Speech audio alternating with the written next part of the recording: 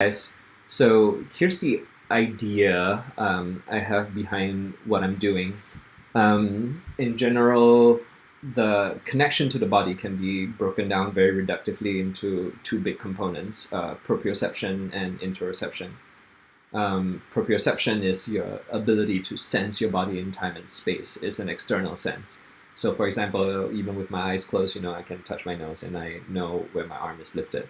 That's proprioceptive.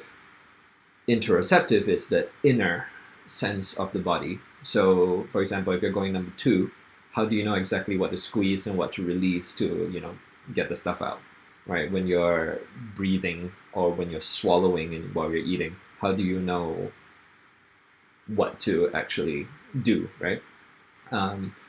So that actually runs through the entire body as well. When you're waving at somebody, your hand's not actually what's moving. What's actually moving is somewhere up here that pulls on this, that causes this motion. And then your hand's just going on for the ride. So the problem is that we're a lot more attuned to proprioception because we're conditioned for threat response rather than interoception. The interoception is supposed to just function. But lifestyle society has gotten to a point where we don't actually need it as much, right? So that's why our bodies are breaking down, so to speak, from not hunting or playing or jumping around when we feel like it. So the problem, or rather the limitation I'm seeing with a lot of existing modalities like yoga or Tai Chi or whatever have you, is this assumption that if you do a movement enough, the interoceptive sense is supposed to naturally develop.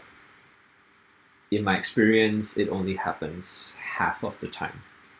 And a bigger issue is that the more self-conscious a person is, the more disconnected they think they are from their bodies, the lower the likelihood is of them actually giving in enough to allow the interoceptive sense to come out.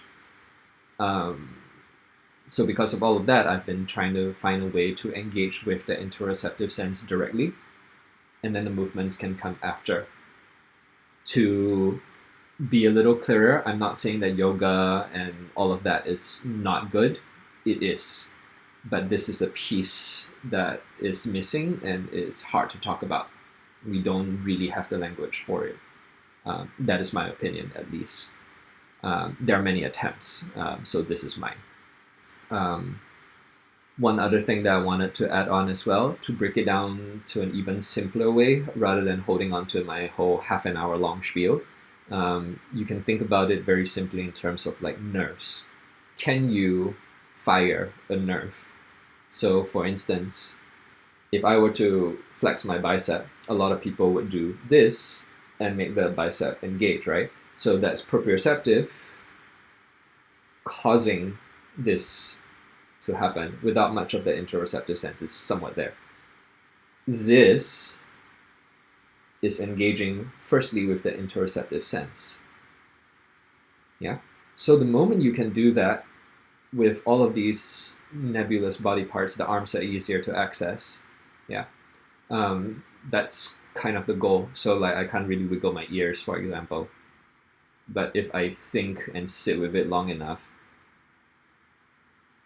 then maybe I get a little bit. And even if it doesn't move, the nerves are going, right? So the signals are firing. So as that signal fires, then it builds outwards into movement. So nerves first, then your muscles, which moves your bones. Then from there, you will start to feel where your tightnesses are, so on and so forth. And then you can go to your yoga, right? Because you know that that particular movement happens to stretch that limitation that you perceive. So you're adding it onto something tangible rather than, giving power to the movement and to the system. That's my view on it. And in fact, it will likely, ideally, change your yoga practice completely. Because now then you're not just getting into a warrior two and hoping for the best or feeling where you're stuck and then just stretching it some more. You're actually going to okay, so I guess I can't really get into the warrior two yet. So let me back up a little bit. Maybe I'll be higher, my arms are lower, I can feel this tension in my hip. Where do I adjust things so that I feel that resistance release? I feel the energy flowing. Now the muscles are firing.